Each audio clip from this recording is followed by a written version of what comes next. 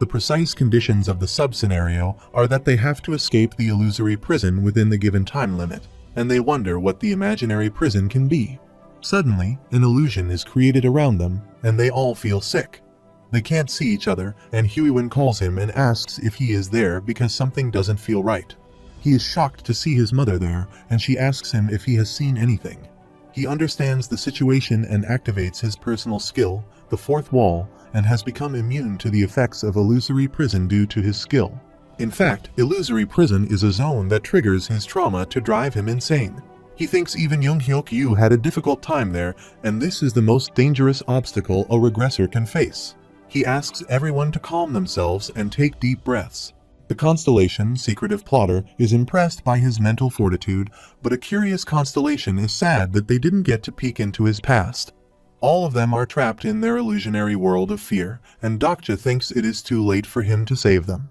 Sangha seems conscious because of her praying beads of the great monk Samyeon, and it looks like their effect protected her. He asks her to cover her for a bit while he destroys this zone. He destroyed the great monk's status to obtain this skill so they could clear this sub-scenario. He asks Sangha to be prepared and activates his personal skill, Dispel Evil Level 1, and this skill dismantles the illusory prison. He breaks the barrier, but Hyunseong is still in his illusion and says he is a soldier of the Army of the Republic of Korea with a duty of faithfully serving their nation and citizens. Gilyeon is crying loudly and is calling his mother.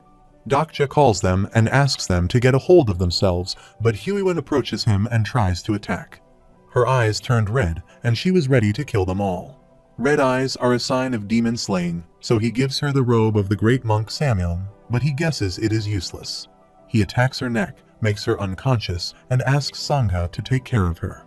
They are notified that the condition of the sub-scenario has been fulfilled, and they all receive 300 coins. He asks them not to let their guard down because the fight is not over yet. Tier 8, Ghost Species Spectre, appears in front of them, and Hyunseong wakes up shouting his name loudly. He feels a severe headache and asks them what is happening there and how long he was out. In the meantime, Dokja takes up a Spectre Spirit Stone, a rare spirit stone that can be obtained from the remains of specters. He tells Hyunseong that they stumbled upon monsters that created an illusory prison and defeated them all, so they should be okay. Surprisingly, he asked them if Dokja and Sangha had beaten all the species, but she said it was mostly Dokja. He tells them their attacks were psychic primarily, so it wasn't too bad. Hyunseong thanks him and says they are out of the woods now, and they ask Gilyeong to get rest, but he gets up, saying his head hurts.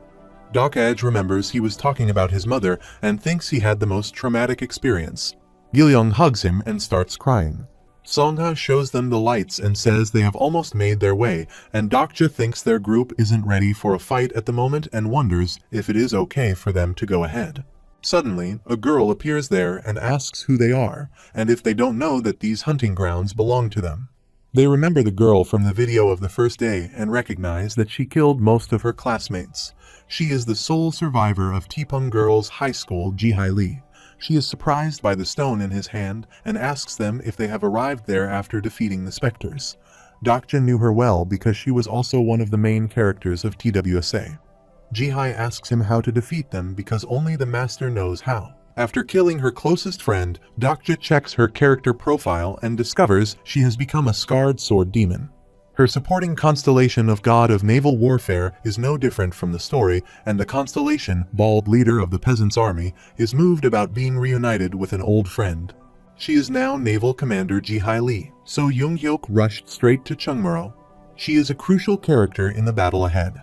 She then asks them to follow her, and she will take them to the station, and they will start following her. The scenario again appears in front of them, saying they must get through the tunnel and meet with the survivor of the first shelter zone. They are notified that the encounter has been completed in the main scenario number 2, and rewards will be calculated. Everyone is shocked to see that they have pointed their red fire guns toward Gilyeong, and Dokja asks Sangha to look after Huiwen for him. He also enters the red zone area, and the man asks him if he is the kid's guardian. He asks him to pay him 500 coins instead of Gilyeong, and Dokja thinks it is interesting that he is demanding 500 coins just to set foot on his land. At the same time, Jihai goes to Young-hyuk, and he is the reason he has let those scum run rampant. It is revealed that the 10 evils appear in different chapters and have other ranks depending on the round Younghyuk is in. They are the main villain in the world of TWSA, and Pildu Gong, also known as the Armament Lord of Chungmuro, is one of the 10 evils. As expected, his room is larger than the rest of the house, and this entire area must be Pildu Gong's green zone. Dokja asks him why he is collecting coins from people, and if Chungmuro Station is not a public place. He replies that it was a public place 8 days ago, but not anymore. He replies that he will pay the coins, but only Pildu Gong in person because this man is not him. He checks his character profile and finds out that his name is Juncheol Kim, and that these men are landlords who used to own most of Chungmuro, but now they are just Pildu Gong's henchmen, the Landlord Coalition. He calls Pildu and asks him where he is, while the others are shocked at how he knows about this. He enters the area and urges Pildu to come out and collect his coins. As soon as he enters the area, the red fire guns are directed toward him, and a man from behind asks him to stop right there. He warns him, saying that he will be dead if he takes another step. He exclaims that he hasn't seen him around there before, and says he has got quite the nerve. Dokja thinks he must be Pildu Gong, the Armament Lord, and asks why he should be nervous when he is just there to do what needs to be done. He is notified that Pildu Gong has begun to take an interest in him. He checks his character profile and discovers that he already has 2 personal attributes, and his mana is level 19. This is expected of someone who would become one of the 10 evils. He asks Dokja what business he has with him because it doesn't seem he is just there to pay him. He wonders if he should make a deal with him or just crush him right there and now.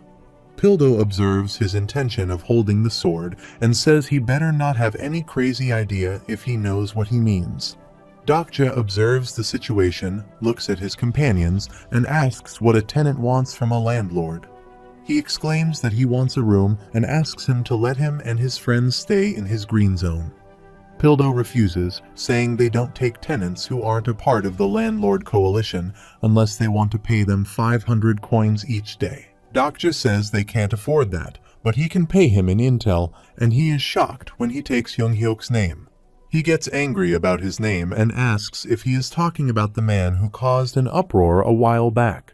He asks him how he knows about this. Dokja thinks in the original story that Younghyuk should be in an all-out war against the Landlord Coalition right now, and Pildu asks him how he knows about Younghyuk. Dokja replies he is his companion, and they have been through life and death on their own, which means he is his close friend. Pildu Gong activates the skill Calculate Profit Level 2 and asks Dokja not to underestimate him if he tries to con him. From his experience, people like him always run off without paying their rent, and Dokja turns back, saying it's his loss. Pildu calls him from behind and asks him to pay him 500 coins. He asks them how much they must pay and replies that they must pay 1,000 coins, 500 for each. He tries to argue with him, but is not ready to make any concession and warns him about the fire gun. It emits radiation. Dokja asks Gilyong to run toward the crowd, and an explosion occurs. Dokja is shocked to see that Hyunseong saves him from the fire using his shield and says he can't hold it much longer. He observes the situation where Huiwen is still passed out, and someone might end up dead if they start fighting right now. There is nothing to gain for them if they continue this fight, and he asks Mr. Pildu to hold on for a second and says it's not a wise decision for him to be fighting them right now. He warns him, saying he will die exactly where he is sitting.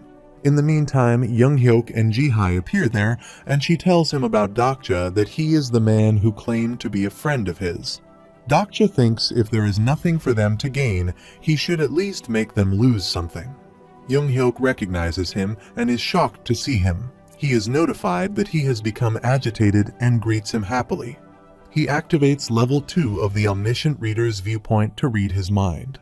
He asks him about how he is, and it looks like he has been doing good, while he is shocked to see him alive.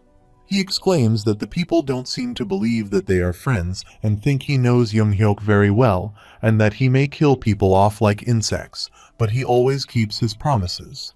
A few constellations are looking forward to the incarnation, Young-hyuk's reply, and the constellation Demonic Judge of Fire is carefully watching to see if the incarnation Young-hyuk keeps his word. He also asks him to let his people use the toilet while he just stares at him.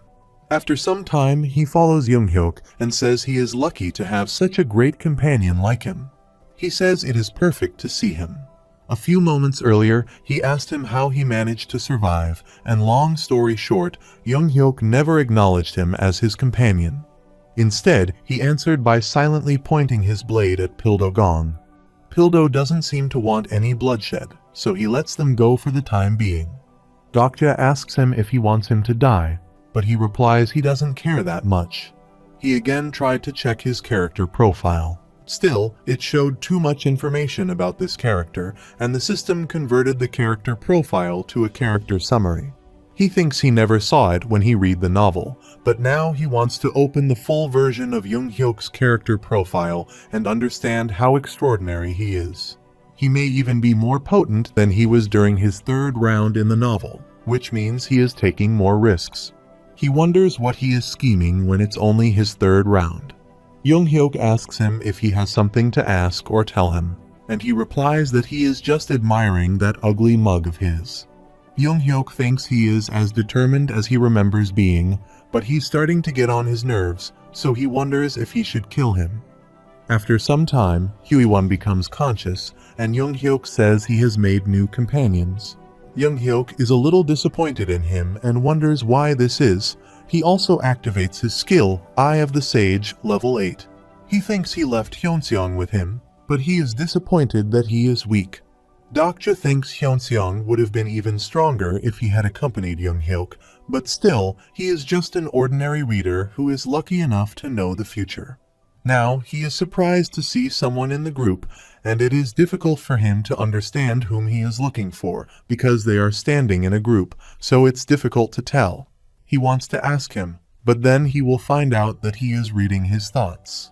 In the meantime, Huiwon observes he is staring at her and asks what he is looking at, and he thinks if he should kill her.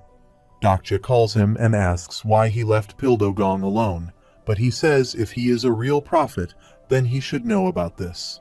Dokja says prophets don't know everything they know, and Young-hyuk has activated the lay detection skill to check whether he is lying. He then says the level of his future vision skill must not be high enough, and tells him that he needs Pildo Gong alive. He knows that Young-hyuk needs him for a future scenario, but he needs only Pildo, not his entire gang. He thought it was more of his style to keep things simple, and asked why he was letting them run rampant. Young-hyuk is annoyed by him and says he is a busy man and will never understand, but Dokja stops him and says this isn't something he can ignore so easily. He says if he doesn't do something, then the people in Chungro will be killed, but Young-hyuk says it doesn't concern him at all. Dokja asks if he can punch him only once, and Young-hyuk asks if he has the confidence to do this. He activates the skill Tiger God Aura, level 5, and asks Jihai to follow him. After some time, they are notified that 1 hour and 30 minutes remain until the third scenario is activated, and Dokja thinks it will last precisely 1 week. Young-hyuk is probably planning to get something he wants during that time, and the Constellation, bald leader of the peasants' army, is angered by the suffering of the ordinary people. Dokja thinks he can't let him have his way, while the Constellations wonder what he is thinking now. He abuses Young-hyuk, and the Constellations are pleased by his words and gift him 100 coins. Huiwon comes to him and asks if he is a little scared when talking to Young-hyuk. He laughs and says he is worried about what to do with Pildo Gong and his gang and thinks he didn't change the subject because he was scared, but Pildo is more of a problem right now than Young-hyuk. From what he has heard, they claim ownership over public spaces and ask people for rent, but in order to complete the third scenario, they need Pildo Gong's help. Huiwon angrily moves and says she will kill him, but Dokja stops her and thinks he should get them better weapons. Huiwon says they can beat them if they join forces, and she activates the skill, the Time of Judgment, but the Constellations of the Pure Good Alignment remain silent against Huiwon Jeong's request. She wondered about what was happening, or if the skill was broken. Dokja thinks the time of judgment, a personal skill that belongs to the judge of evil, is an all-powerful buff skill that is ridiculously overpowered. Still, the point is that it only works when the intended target is an evildoer. She wonders why the skill is not activating and says Pildogong and his gang are definitely evil, but Dokja says that's only from their perspective. He is saying that the standards of morality humans abide by may differ from those of the constellations. In most cases, justice is just something that is agreed upon by the majority, but he says there may be a way. He says it won't be easy, but they might be able to defeat him. They have to lure Pildogong out of his militarized zone. It is said that his Stigma militarized zone is an optimal defense skill, but it will only work in specific areas that he has designated. His turrets will be useless if he leaves his area of effect, but it won't be easy to lure him out. He has blankets, food, and even a chamber pot, and has practically staged a sit-in. Moreover, his place is the most enormous room in Chungmuro. They notified that there is 1 hour remaining until the third scenario is activated, and he says they will worry about Pildo later, but now they should also be looking for a room. In the meantime, Dakibai appears there and says they will begin the third day of the main scenario, and he can see some new faces there. Their attribute windows appear in front of them, showing the third scenario, and they have to occupy a green zone in the station and survive the monsters that emerge each night at midnight. The scenario will last for 7 days. 1 hour remains until the third scenario is activated, and Dakibai says the rules are simple. They must occupy a green zone before anyone else. They can also steal someone else's green zone and ask them to hurry because they will be in deep trouble if they can't find their own green zone by midnight. People get mad and start killing each other for the sake of the green zone. Sangha is scared to see the situation and asks if they really have to fight like that, but Dokja says there won't be a need to, and they just need to find a room that can hold them all. It is said that the green zones vary in size, and some houses only have 1 person, while others, like the one Pildogong is occupying, can hold up to 70 people. He asks others to split and find a room and asks Hyunseong and Sangha to team up while Huiwen and Gilyong can go together. He thinks they might be in big trouble if none of them have found a room 20 minutes before the scenario starts. He asks them to meet back there, and they all leave to search for the room. But he knows they won't be able to find a room because there are no rooms left in Chungmuro. It will leave them with only one option, but he wonders if they can take innocent lives for the sake of saving themselves. He sits quietly while only 30 minutes remain until the third scenario begins, but he sits quietly watching his mobile. Dakibai appears there and asks what he is doing there, and the Constellation, prisoner of the golden headband, wonders what he is up to. Suddenly, he realizes it won't do him any good to let Dakabi or the Constellations know he is a TWSA reader. Dakibai asks him what he is doing by staring at a blank screen and boring the Constellations to death. He is surprised they can't see the story but a blank screen, and Dakibai says he will die if he just sits there like that. He realizes that the Constellations and the Dakibai, who have the highest administrative power, must not be able to see anything on his screen. He wonders how powerful the author who sent him this is. In the meantime, the boy from earlier kills a man from the green zone and warns Dokja not to come any closer to him. Dokja asks him not to worry because he won't steal his spot, and Jihai appears behind him and says he seems quite laid back. Dokja says she seems as laid back as he is, and she replies that no one will dare to come near her room because they know very well what will happen to them if they do. Dokja thinks the only people who could fight against Jihai there would be the Landlord Coalition or Younghyuk. Jihai says she doesn't want him to die because she was impressed by how he stood up to Master, and Dokja assures her that he won't die. He says they don't necessarily have to find a room to survive the night, and she asks him if he is as strong as her master. Meanwhile, Younghyuk appears there and asks her to return to her room. She asks Dokja if he will fight the monsters. If he tries this, he and his team will die, and Dokja says they must see about that. Younghyuk leaves him there, and Huiwen and other team members appear there and tell him they demand 2,000 coins per night. They seem disappointed and say to him that they couldn't find a room, and the upstairs people demanded high rent. Hyoseong asks him if he found anything, but he replies he didn't. He then says they now have two options, and the first option, in which they all live, is the easier of the two. Meanwhile, the second option will be arduous, and one of them could even end up dying. Hyeonseong says if there is a chance for them to survive, they should go with the first option, and Sangha asks him to tell them about the first option. He points toward the stairs and says the first option is over there. 5 people are in the green zone, but their stats aren't very high, and just a few of them will be enough to kill them. They are shocked to hear that the first option is to kill them and take their place.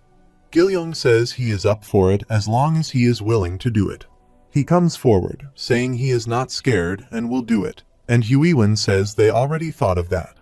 Doksa says they probably killed others to occupy that room as well, and if they carry on like this, then they won't be able to complete future scenarios. Huiwen calls him and says she killed someone in Jumho Station, and she did so out of her volition, and she doesn't regret it. However, just because she killed someone doesn't mean she enjoys doing it. She says she doesn't want to become a monster, and Hyeonseong calls him and asks if he wants to hear the second option. He understands the situation and says they will go with the second option. Huiwen gets happy and asks why he was always testing them, and he replies that he wasn't trying to test them. He says to Gil-young that he would have respected his choice, but now that they have all agreed on the second option, it doesn't matter which path he chose. He requests them to follow his instructions and do exactly what he says. If they fail, they all will die. 5 minutes remain until the third scenario begins and looks toward a direction from where the monsters are likely to spawn. They will rampage through the station and make their way up to the ground floor, but they can't fight them because if they do, they all die. They need to split up for this plan to work, so they make 2 teams. Hyeonseong, Sangha, and Huiwen tells them that they have to trust him 100%. When the monsters spawn, he wants them to run towards them, and when they appear there, he commands them to run now. They follow his instructions and do the same as he just said to them.